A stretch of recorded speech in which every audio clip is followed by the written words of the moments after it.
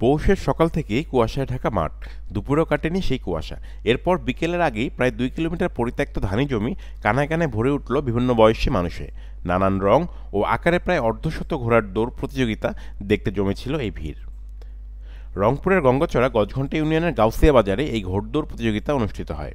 বেলা ৩টায় ঘোড়দৌড় শুরু হওয়ার কথা থাকলেও তার আগেই মাঠে আসা শুরু করেন হাজারো নারী পুরুষ। নানান রকমের গরম কাপড় পরে শিশুসহ নানা বয়সী মানুষ এসে ভিড় করেন ঘোড়দৌড় দেখতে। ট্রাকে করে আসতে থাকে ঘোড়া, সঙ্গে ঘোড়ার মালিক ও ঘোড়সওয়ার। আবহমান গ্রাম বাংলার ইতিহাস ঐতিহ্যের অনেক কিছুই আজ বিলুপ্তির পথে। একসময় গ্রাম বাংলার ঐতিহ্যবাহী উৎসবের মধ্যে অন্যতম ছিল ঘোড়ার দৌড় প্রতিযোগিতা। কালের বিবর্তনে আজ হারিয়ে যেতে বসেছে গ্রাম বাংলার জনসাধারণের স্বতঃস্ফূর্ত অংশগ্রহণমূলক এসব প্রতিযোগিতা। ঘোড়দৌড় দেখতে আসা দর্শকরা বলেন, আমরা প্রথমেই ঘোড়দৌড় দেখলাম, এমন আয়োজন খুবই বিরল।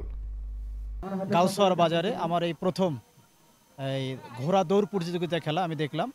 কিন্তু এখানে দেখে আমাকে এত ভালো লাগলো যে শিশু বাচ্চা থেকে শুরু করে যুবক এবং প্রবীণ, সেই সাথে পুরুষের সাথে সাথে মহিলা মা বোনরাও ছুটে চলে এসেছেন।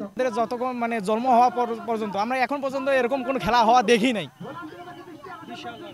আর এটা যে হচ্ছে, এটা তো মনে করেন আয়োজক যারা করছে তাদেরকেও ধন্যবাদ জানাই যে এটা যেন প্রতি বছরেই এটা চলতে থাকে।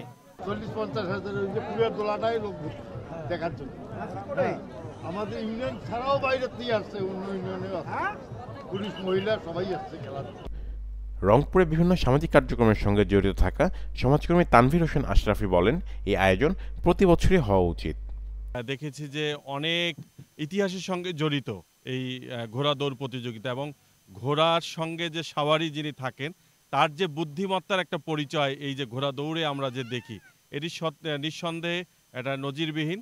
আর এই রকম একটি লোকালয় এই ঘোড়া দৌড় প্রতিযোগিতা হচ্ছে, এটি নিঃসন্দেহে আমি আমার জায়গা থেকে বলবো যে খুবই প্রশংসার দাবিদার, এবং এরকম আরও হওয়া দরকার। এই ঘোড়া দৌড় প্রতিযোগিতার মধ্য দিয়ে একদম গ্রামীণ ঐতিহ্যের মানুষগুলো, লোকালয়ের মানুষগুলো, যারা প্রান্তিক মানুষ, একেবারে যারা কৃষক হয়ে মাঠে ফসল ফলান, সেই মানুষগুলো বিনোদন পাচ্ছেন।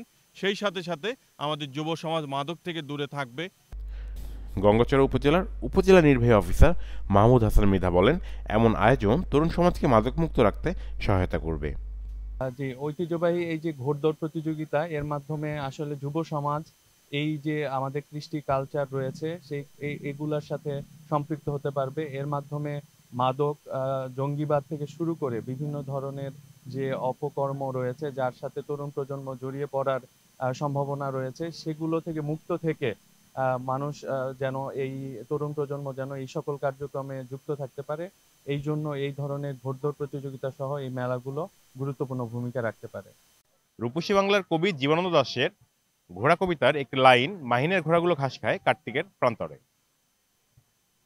আজকে এই প্রান্তরে ঘোড়াগুলো ঘাস খেতে আসেনি, দেশের বিভিন্ন অঞ্চল থেকে নানা রং বেরঙের এই ঘোড়াগুলো এসেছিল জয় পরাজয়ের লড়াইয়ে। Mahbur Rahman, RCTV news, Rangpur.